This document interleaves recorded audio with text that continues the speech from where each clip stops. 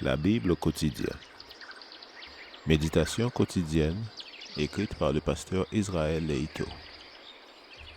Fais-moi entendre dès le matin ta bienveillance, car je me confie en toi.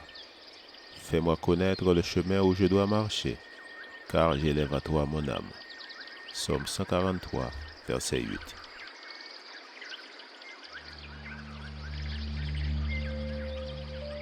Aujourd'hui, le 15 mai, l'ancienneté n'est pas inutile.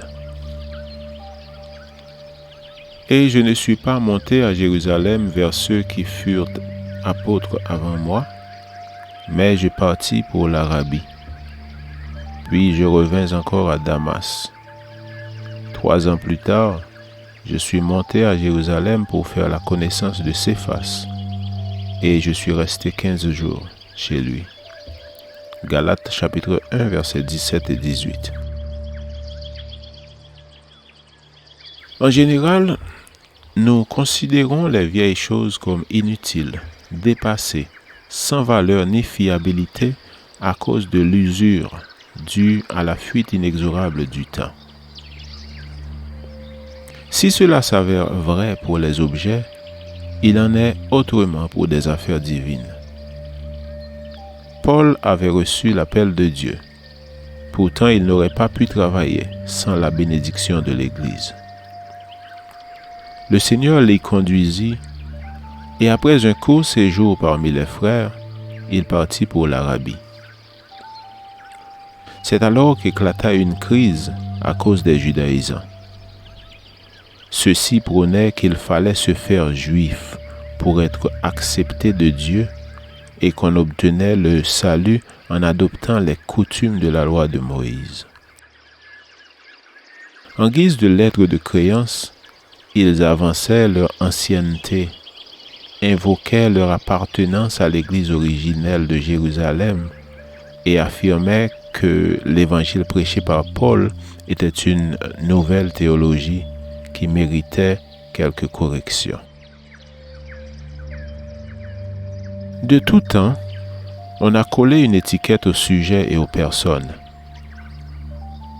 Tout ce qui ne s'accorde pas avec ma manière de voir est destiné à être discrédité. L'apôtre se défend en montrant que son évangile ne vient pas des hommes, mais directement de Dieu. Sans se distancer de l'Église, il s'en remet à la sagesse de Pierre. Après avoir cherché conseil auprès des apôtres, il finit par accepter la décision de l'Église réunie en concile, afin de régler définitivement la question. Cette leçon est précieuse alors que de nos jours, tant de voix prônent un évangile de leur propre cru, tout en prétendant parler au nom de l'Église. Comme autrefois, c'est lors d'un concile mondial que l'Église adventiste se prononce sur certaines questions.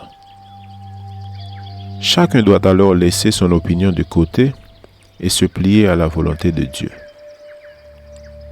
La servante du Seigneur déclare: « Lorsque dans une session de la conférence générale, les frères venus de toutes les parties du monde se sont prononcés, on ne doit pas maintenir obstinément une indépendance personnelle et un jugement privé.